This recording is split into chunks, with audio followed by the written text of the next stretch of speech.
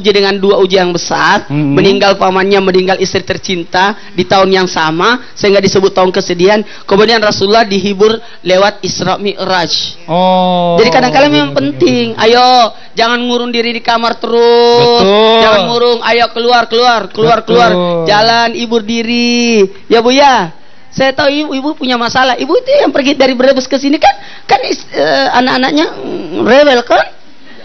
Suaminya yang rewel. Jangan pergi lama-lama ya. Kalau bisa udah selesai pulang gitu.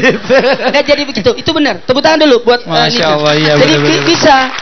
Boleh. Makanya kadang-kadang ya. Boleh. Kenapa tidak, sepanjang tidak membuat masalah baru. Oh, benar. Pergi dengan yang bukan muhrimnya. Nauzubillah. Itu ada juga yang namanya uzlah atau menyendiri. Jadi Rasul dulu sebelum diangkat menjadi Rasul saja, Muhammad ini ketika itu kan melihat kezaliman di Arab jahiliyah, beliau uzlah menyendiri ke apa namanya? Wahiro. Di situ. Nah, setelah itu apa yang dilakukan? Pada akhirnya kan wahyu turun dan senantiasa Rasul ada di sana. Jadi kalaupun misalnya mau menyendirinya juga dengan zikir. Jangan nyendirinya bengong bukan gitu. Berbuat maksiat juga. Ada yang pergi ke luar pulau berbuat maksiat. Ajib. Iya, ada yang begitu.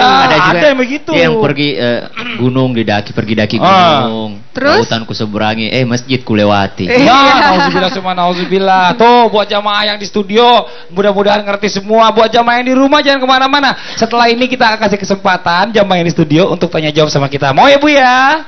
Seorang sahabat mendatangi Rasulullah lalu bertanya, "Ya Rasulullah, apakah kebaikan itu?"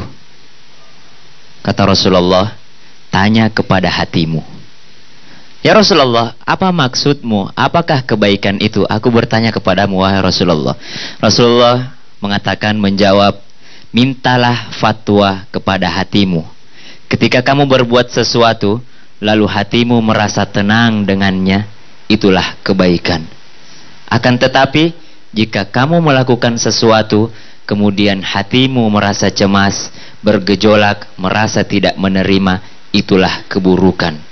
Walaupun orang lain mengatakan bahwa itu adalah kebaikan, tapi hatimu tidak menerimanya, maka itu bukanlah suatu kebaikan." Rawahu Ahmad, yang dinyanyikan tadi oleh Nash. Terkadang teman-teman kita malah yang ngajak biasa aja, nyantai aja, cuman seteguk doang kok. Nyantai aja, cuman sholat maghrib doang, besok bisa sholat lagi.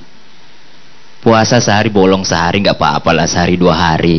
Kadang teman-teman kita malah yang ngajakin seperti itu. Nggak apa-apa kan, besok bisa taubat lagi. Kata Rasulullah, tapi hati tidak tenang dengan itu. Hati tidak tenang dengan dosa itu, dengan perbuatan itu. Kata Rasulullah, minta fatwa sama hatimu. Lahum qulubul la yafqahuna biha. Di dalam Al-Quran Allah katakan, lahum qulubul la yafqahuna biha. Orang-orang yang berbuat jahat bukan orang-orang yang tidak punya hati, tapi mereka punya hati, tapi la yafqahuna biha, tidak menggunakan hatinya untuk berfikir. Kita merasa bahwa akal yang berfikir, tapi Al-Quran mengatakan hati yang berfikir. Yafqahun la yafqahuna biha, lahum qulubul la yafqahuna biha. Mereka diberikan hati, akan tetapi tidak berfikir dengan hatinya. Artinya apa? Di ayat lain Allah katakan, fitratallahillati, Allah menciptakan manusia sesuai dengan fitrahnya. Manusia suka dengan kebaikan, manusia senang dengan seni, manusia mencintai seni, manusia suka dengan keindahan. Lagu yang dinyanyikan Nash, otomatis manusia suka, karena itu fitrahnya. Dengan cara itulah diselipkan dakwah, memasukkan hadis-hadis Rasulullah dengan lagu-lagu, akhirnya lebih mengena kepada jamaah. Jadi begitu. Orang yang tidak punya hati, orang yang tidak memakai hatinya untuk berfikir, mereka itulah orang-orang yang tidak tenang, kata Rasulullah. Jadi gini juga, ketika kita menyampaikan sesuatu untuk menyenangkan hati orang, menenangkan hati orang, dilihat juga situasinya. Ada juga gini, ada kisah begini, dia selalu nasihatin. Ketika seorang wanita meninggal ibunya, dia datang nasihatin, terlalu panjang lebar,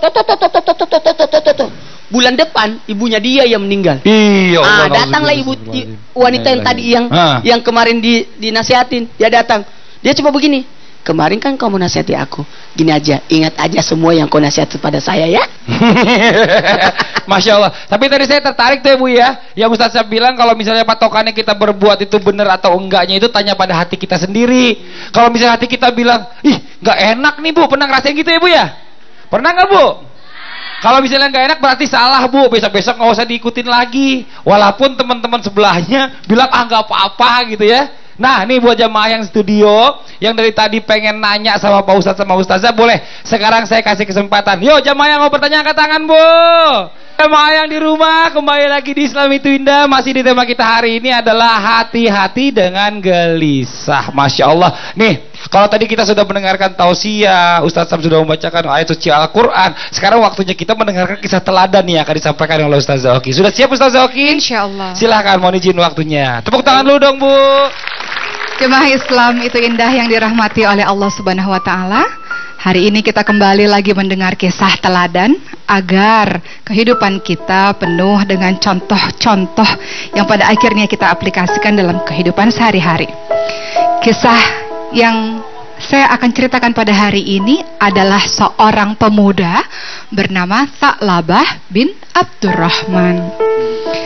Sa'labah adalah seorang pemuda yang sangat solih. Ibadahnya luar biasa, amanahnya luar biasa, sehingga termasuk sahabat yang juga sangat dicintai oleh Rasulullah Sallallahu Alaihi Wasallam. Sa'labah bin Abdurrahman sering mendapat tugas dari Rasulullah untuk menyampaikan pesan dari Rasul kepada para sahabat-sahabat yang lain. Suatu ketika Sa'labah ketika ingin memberitahukan sebuah pesan kepada sahabat Rasulullah dalam sebuah perjalanan di kota Madinah, ia melihat ada sebuah rumah. Saking miskinnya di dalam rumah tersebut sehingga tidak memiliki pintu, sehingga rumah tersebut hanya menggunakan tirai-tirai saja. Suatu ketika tanpa sengaja Sa'labah melihat tirai tertiup angin dan terbukalah tirai tersebut, dan Sa'labah melihat ada seorang wanita yang sedang mandi.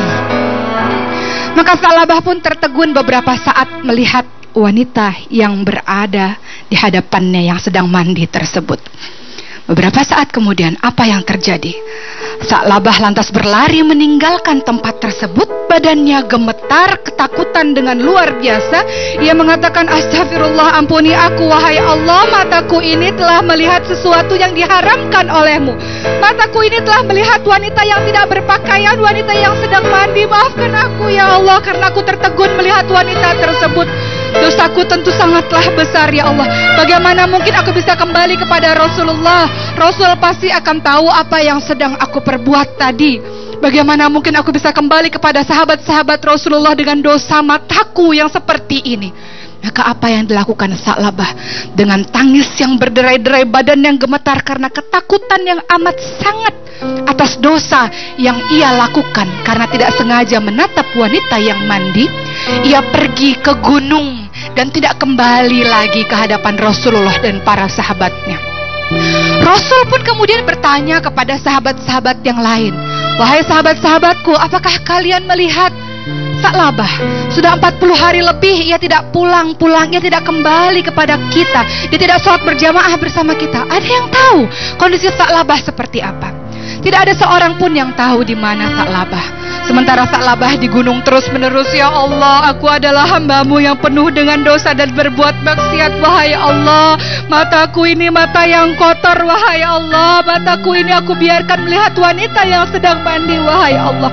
Terus menerus menangis dan menyesali doanya sampai badannya kurus kering karena ia merasa gelisah yang luar biasa atas maksiat yang ia lakukan. Lalu Rasulullah SAW mengutus Umar bin Khattab radhiyallahu anhu dan Salman Al-Farisi untuk mencari pemuda yang bernama Sa'labah itu ke daerah gunung. Maka Umar dan Salman pun bertanya kepada salah seorang bapak yang ada di daerah gunung tersebut, wahai bapak, apakah engkau melihat seorang pemuda yang bernama Sa'labah? Lalu sang bapak mengatakan, aku tidak pernah melihat pemuda yang lain-lain kecuali pemuda yang selama ini ketika sore dia turun dari gunung hanya untuk meminum susu dengan badan yang gemetar dan air mata yang terus-menerus mengalir. Aku pikir mungkin dia telah melakukan dosa yang sangat besar sehingga dia menjadi orang yang sangat ketakutan seperti itu. Maka Umar bin Khattab dan Salman Al-Farisi pun merasa yakin bahwa pemuda yang dibicarakan oleh bapak tersebut adalah Sa'labah. Maka mereka pun menunggu sampai Sa'labah turun dari gunung untuk meminum susu dari bapak tersebut. Kemudian pada akhirnya ketika Sa'labah turun dari gunung, Umar dan Salman pun langsung menangkap dan membeluk Sa'labah. Apa yang dikatakan Sa'labah? Wahai Umar, wahai Salman, jangan dekati aku, jangan peluk tubuhku. Aku adalah orang yang penuh dengan dosa, yang penuh dengan maksiat. Rasulullah SAW pasti sangat membenciku dan Allah tidak akan mengampuni dosaku karena mataku ini telah berdosa luar biasa. Jangan peluk tubuhku, jangan bawa aku kepada Rasulullah. Aku takut kepada Rasulullah, aku takut kepada Allah. Maka Umar pun mengatakan, Salman pun mengatakan, tenang Sa'labah, tenang Sa'labah, dosa apa yang sesungguhnya engkau perbuat? Tenang, kita kembali kepada Rasulullah agar engkau bisa mendapatkan ketentraman ketika kembali dengan Rasulullah. Badan Sa'labah yang telah lemah, yang telah lesu karena tidak makan berhari-hari, hanya minum susu saja sesekalipun, lemah lunglai dibawa kepada Rasulullah. Namun sebelum sampai ke rumah Rasulullah, apa yang terjadi pada Sa'labah? Sa'labah jatuh sakit sehingga ditidurkan di rumahnya sendiri. Rasulullah SAW pun menjenguk Sa'labah yang tengah terbaring dengan kondisi yang sangat lemah.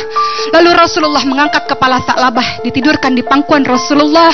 Apa kata Sa'labah? Jangan Rasul, jangan engkau letakkan kepalaku yang penuh dengan dosa ini di pangkuanmu, wahai Rasul, pangkuanmu yang suci.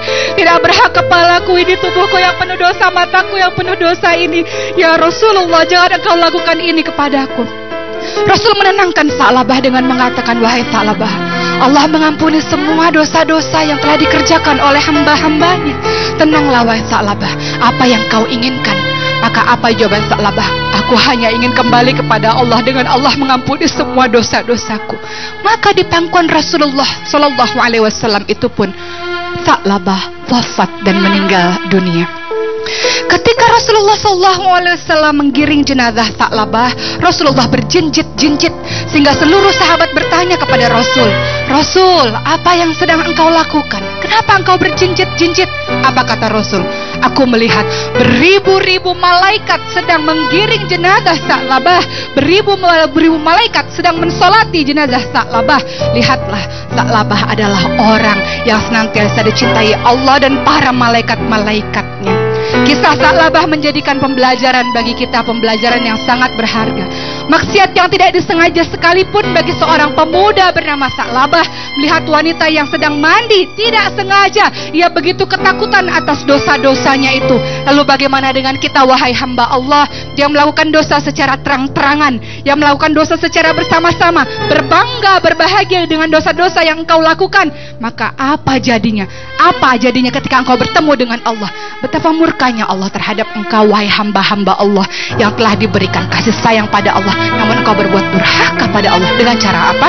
Menyakiti Allah. Dengan cara berbuat maksiat, engkau menzolimi dirimu sendiri. Mudah-mudahan jadi pembelajaran. Amin ya Allah, amin. Tepuk tangan dulu dong Bu buat kisah teladan dibawakan oleh Ustaz Oki. Ini mudah-mudahan bisa menjadi pembelajaran buat kita. Nah sekarang waktunya kita mendengarkan hikmah dari pertemuan kita hari ini. Ustaz Syam, silakan terlebih dahulu. Inti dari kegelisahan adalah kesalahan, dan hanya orang-orang yang tidak gelisahlah yang dipanggil oleh Allah.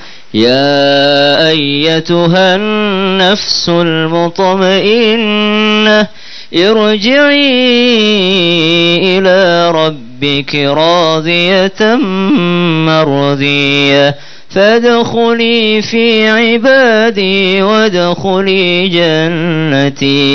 Wahai jiwa yang tenang, kembalilah kepada Allah dan masuklah ke dalam surga. Amin. Nafsul mutmainnah, jiwa-jiwa yang tenang adalah jiwa-jiwa yang tidak tergesa-gesa. Mereka kembali kepada Allah, Allah senang kepada mereka, dan mereka juga senang dengan perjumpaan pada Allah. Suatu ketika pernah ada seorang pemuda bertanya kepada Ibnu Mas'ud, bagaimana caranya supaya menghilangkan hati yang gelisah? Maka Ibnu Mas'ud mengatakan ada 3. Baca Al-Quran, engkau datangi tempat orang-orang yang baca Al-Quran, datangi pengajian, itu adalah taman-taman surga di mana engkau bisa menyejukkan jiwamu, dan berkhalwat, berdua-duaan dengan Allah, engkau menguraikan air matamu, mencurahkan air matamu hanya kepada Allah saja. Kegelisahan itu berada di hati. Maka ketika hati itu penuh dengan kebaikan, yakin amanlah hidupnya. Dan ingat, ketika hati dipenuhi dengan dosa, maka gelisahlah dia karena takut ketahuan akan dosanya. Orang-orang yang berdosa pasti ketakutan untuk diketahui orang. Makanya hilangkan semua itu dengan cara apa? Baik sangka, berbaik, perbuat